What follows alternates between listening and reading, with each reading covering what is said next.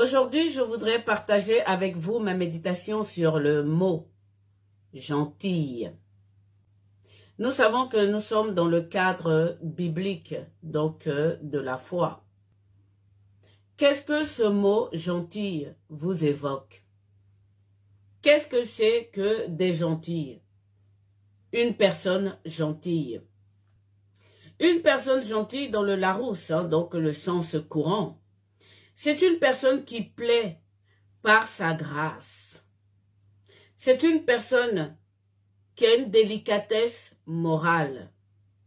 C'est également une personne qui plaît par sa douceur. Là, vous me dites, en ce qui concerne la foi, lorsqu'on dit que Saint Paul est l'apôtre des gentils, la définition courante ne correspond pas tout à fait. Cela dit, frères et sœurs, nous avons plusieurs définitions de ce mot dans la foi même. Souvent, cela veut dire nation, d'autres fois athée et d'autres fois encore païen. Ces trois derniers termes qui définissent le mot de gentil sont tous les trois nouveaux. C'est-à-dire que les traductions nouvelles nous les donnent, les traductions de la Bible. Mais lorsque ce mot est apparu en Israël par le peuple hébreu, les goïms, voilà comment les Hébreux nommaient les gentils. Donc, au sens courant que nous venons de voir, c'est-à-dire la définition du mot « gentille », s'ajoute un second sens. Un sens qui a une connotation un peu péjorative. Disons une connotation dépréciative. Qu'est-ce que je veux dire par là? Voyons ensemble, selon le temps biblique, la traduction véritable de ce mot, les gentils. Puisque nous sommes au temps pascal, je veux partager avec vous cette parole extraordinaire qu'il y a dans l'exultète, c'est-à-dire ce chant sacré que chantent les catholiques à Pâques. Voici cette parole. Pour libérer l'esclave, tu as livré le Fils. Bienheureuse faute de l'homme qui lui valut un tel sauveur, c'est-à-dire le Christ, le Fils de Dieu. Cette parole, moi, me touche beaucoup. Ça me fait fondre le cœur.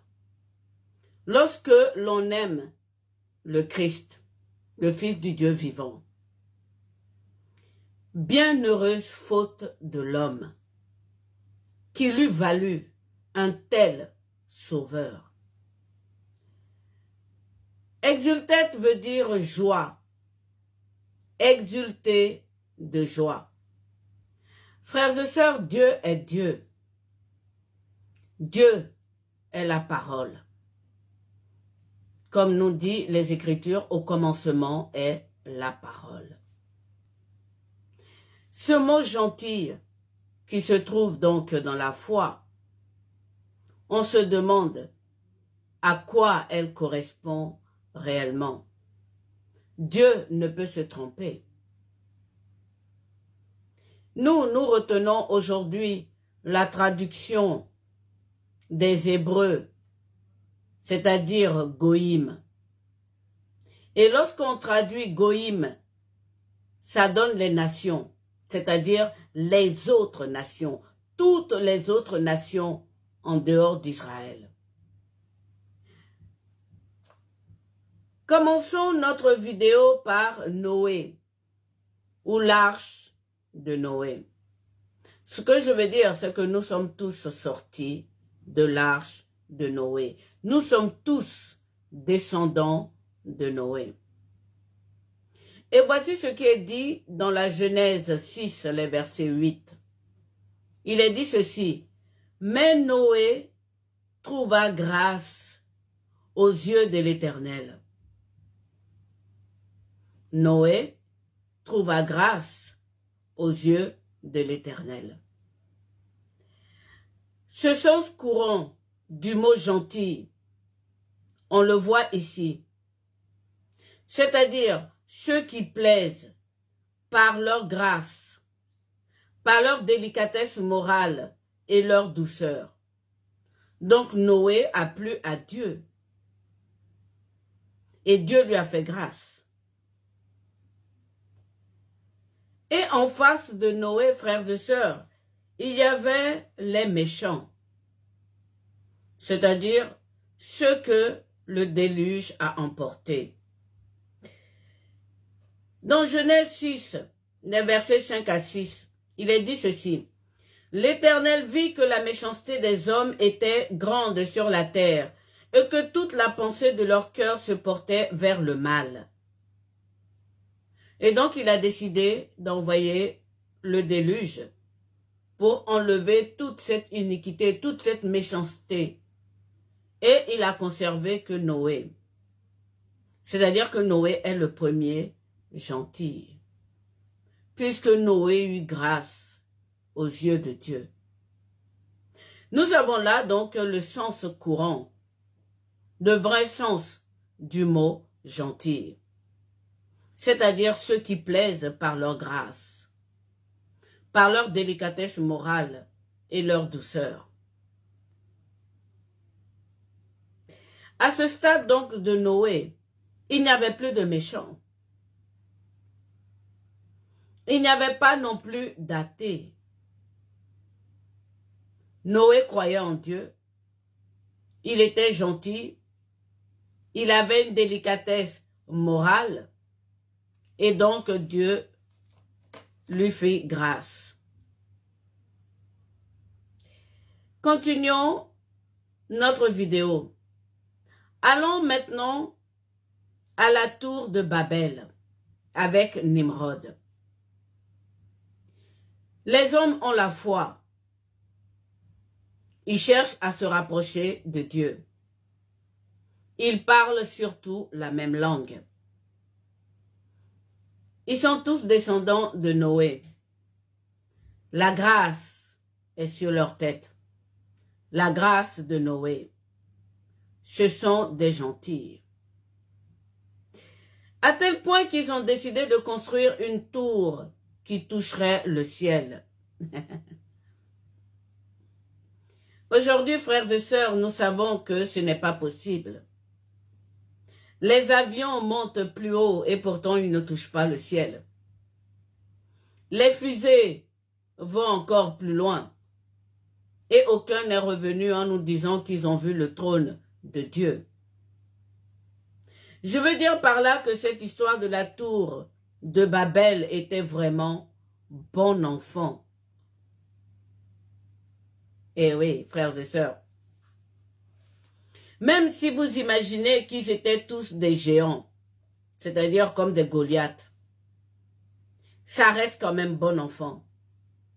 Avec aucune tour humaine, l'homme peut atteindre le ciel.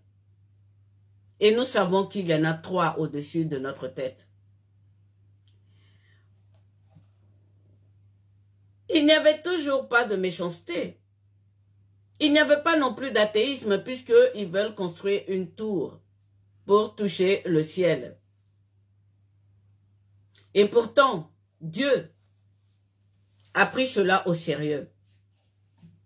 Tellement qu'il est descendu avec ses anges pour confondre les langues et disperser les hommes sur toute la surface de la terre.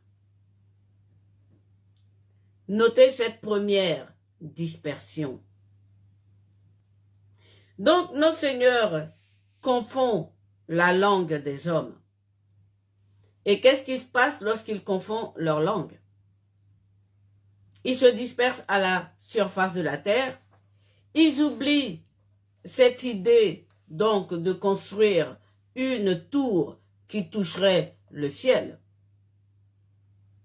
mais ils conservent en eux quand même la foi en Dieu. C'est là que commence, frères et sœurs, le paganisme. Le Dieu véritable, unique que Nimrod voulait atteindre par le ciel, a été remplacé par les faux dieux sous le soleil. Les faux dieux se sont donnés à cœur joie. Le Dieu très haut les a dispersés, alors à nous, les chers. Puisqu'ils croient en Dieu, nous allons leur faire croire que nous sommes Dieu. L'idolâtrie, l'animisme, le polythéisme, le baalisme, si vous voulez. Toutes ces petites croyances naissent à partir de cette dispersion et de cette confusion des langues. Cela dit, le paganisme est une notion aussi récente. Elle vient du latin pagani, qui englobe donc toutes les foi polythéistes et même la foi des paysans. Il s'agit néanmoins de foi, de recherche de Dieu, le véritable Dieu. Voilà ce que saint Paul a trouvé quelque part chez les Romains. Ils ont fait une stèle, un autel ou une statue dédiée au Dieu inconnu, c'est-à-dire le Dieu caché. Donc, à ce stade encore de Nimrod, les gentils avaient toujours la grâce de Noé sur la tête. Ils sont devenus païens grâce à la tour de Babel, c'est-à-dire à la confusion des langues. Ils ne cherchaient plus Dieu au ciel. Lorsqu'ils se sont dispersés, pour eux, les dieux se sont faits proches. Et donc, cela a donné le paganisme, ce que nous appelons les païens.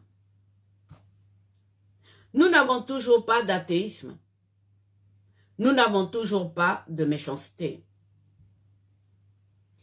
Vous allez me dire, mais à cette époque, ils immolaient leurs enfants, ils offraient des jeunes filles vierges aux faux dieux. Aujourd'hui, avec tous les termes, tous les mots que nous avons, on peut employer le mot de barbarie ou même de sauvagerie, puisque cela venait des faux dieux et non du vrai Dieu. Donc cela est dû non à la méchanceté, mais à l'ignorance. Et oui, on ne peut pas confondre des ignorants à des méchants. Cette ignorance, frères et sœurs, n'est pas comparable à la méchanceté des hommes avant le déluge. Puisque avant le déluge, il y avait le mélange des fils de Dieu et des hommes. Donc eux, ils étaient vraiment méchants. Alors que ceux-là, qui sont devenus païens, par la tromperie des faux dieux, immolent leurs enfants. C'est de l'ignorance. Je fais une petite conclusion ici. Donc les gentils ont été éloignés de Dieu. Ils sont devenus des païens, polythéistes, animistes, idolâtres, etc. Dieu n'est pourtant pas loin de sa création. Du ciel, il observe tout ça tranquillement. Et qu'est-ce qu'il constate sous le soleil? Les hommes ont commencé à faire usage de la connaissance du bien et du mal. Ils deviennent des scientifiques. Ils créent des grandes civilisations. Ils ont des philosophes. Nous avons des hommes comme Nabuchodonosor, qui se prend lui-même pour Dieu. Donc Dieu voit que sous le soleil, il y a des prêtres en Égypte avec des faux dieux, il y a des mages, il y a des philosophes, mais à la tête, il y avait des hommes comme Nabuchodonosor, avec tous ses successeurs, Cyrus, Darius, Artaxerxès, etc., qui étaient des hommes puissants et qui se prenaient même pour Dieu. Ils dépassaient même les faux dieux. Et oui, je pense que même les faux dieux respectaient Nabuchodonosor. Alors Dieu décide, c'est l'heure de mettre mon dessein en place. Il décide de créer une nation pour se révéler, lui, le véritable Dieu. C'est-à-dire le Dieu qui était caché. Le Dieu inconnu veut se faire connaître par sa création. Tous les autres peuples sont corrompus. Ils sont corrompus par l'animisme, le polythéisme et les faux dieux. Et pour ça, il fallait qu'il crée une nation sainte. Et donc, il appelle un seul homme, Abraham, pour créer sa nation sainte. Je fais une petite parenthèse ici. Vous qui me suivez, j'essaye depuis longtemps de vous faire comprendre la différence entre la sainteté et la glorification. Saint, c'est un. Et donc, pour que la nation de Dieu soit sainte, c'est-à-dire Israël, il a voulu qu'ils soient tous d'un même père, parlant la même langue, contrairement à la dispersion du temps de Nimrod, qui sont devenus donc des païens, des polythéistes. Donc Israël devait être le peuple saint de Dieu, c'est-à-dire un peuple uni, comme ce que notre Seigneur Jésus-Christ nous a dit, qu'ils soient tous un, comme moi et toi, mon Père, nous sommes un. Donc, il prend un seul homme, Abraham, frères et sœurs, pour créer cette nation sainte qu'on appelle aujourd'hui Israël. Premier couac, il y a un accident dans le plan de Dieu. Ismaël naît d'une servante. Ismaël devient une nation, un peuple qu'on appelle les Madianites ou les Ismaélites. Mais Dieu veut sa propre nation. Il veut se faire connaître. Alors il attend que Père Abraham, béni soit-il, ait 100 ans révolus. Sa femme Sarai, dans l'impossibilité de concevoir naturellement. Et là, il fait venir Isaac. Nous savons, frères et sœurs, que Isaac est un gros miracle. Tout simplement parce que Dieu tient à se révéler dans une nation sainte. Isaac ensuite a 2 fils, Jacob et Ésaü. 2 tranches. Il prend Jacob. Il y a une raison à cela, mais je ne vais pas la dire tout de suite. Je vous laisse méditer là-dessus. Ensuite, le peuple qu'il veut, saint, s'agrandit, se multiplie, mais jusqu'à présent, son nom n'est pas connu dans le monde entier. Il n'est pas encore révéré. Je veux parler du Dieu véritable qui est venu par ce peuple, Israël. Il les envoie en esclavage en Égypte. En Égypte, il y a des prêtres. Il y a une civilisation. Ils sont extrêmement riches. Ils ont des dieux.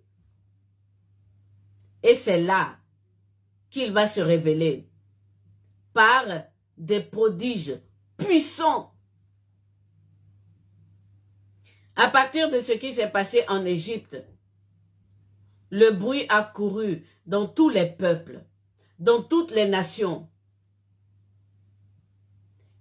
Donc Israël, par ses prodiges, a le vrai Dieu, c'est-à-dire le Dieu véritable, le Dieu qui se cachait, le Dieu invisible.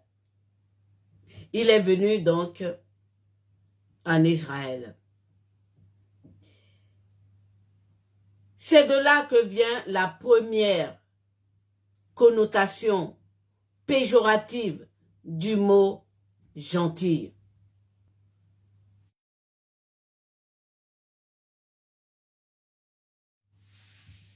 Donc, ceux qui avaient la grâce de Noé, c'est-à-dire les peuples qui étaient gentils, qui sont passés par le paganisme, à partir du moment que le vrai Dieu s'est révélé en Israël, les Hébreux, il fallait qu'ils trouvent un autre nom pour les autres peuples. Et donc, ils les ont appelés les Goïms. Les Goïms, c'est péjoratif. Aujourd'hui, avec la richesse des mots, du vocabulaire, on le traduit par nation. Mais pour le peuple Israël qui était très fier d'avoir le vrai Dieu, l'unique, le tout-puissant, les autres étaient des païens. Je suis désolée. Voici le sens péjoratif du mot gentil. C'est pour cela que cette traduction de gentil est passée à nation. Donc, lorsque vous ouvrez votre Bible, Goïm est remplacé par les nations. Lorsque vous cherchez le terme de gentil dans la Bible, on vous dira qu'ils étaient des Goïm par rapport à Israël et que cela représente aujourd'hui les nations. Mais pour Dieu, frères et sœurs, Noé avait eu grâce aux yeux de Dieu. Et nous sortons tous de l'arche de Noé. Donc nous sommes des gentils. Si nous sommes soumis au faux Dieu, c'est parce que nous cherchons le vrai Dieu. Il n'y a toujours pas de méchants. Il n'y a toujours pas d'athées. Continuons. Mais hélas, la rencontre entre Dieu et Israël s'est très mal passée, frères et sœurs. Dieu a trouvé ce peuple très endurci de cœur. Il le dit, ce peuple a la nuque raide et le cœur endurci. Le peuple de Dieu conservait donc dans sa chair le péché originel.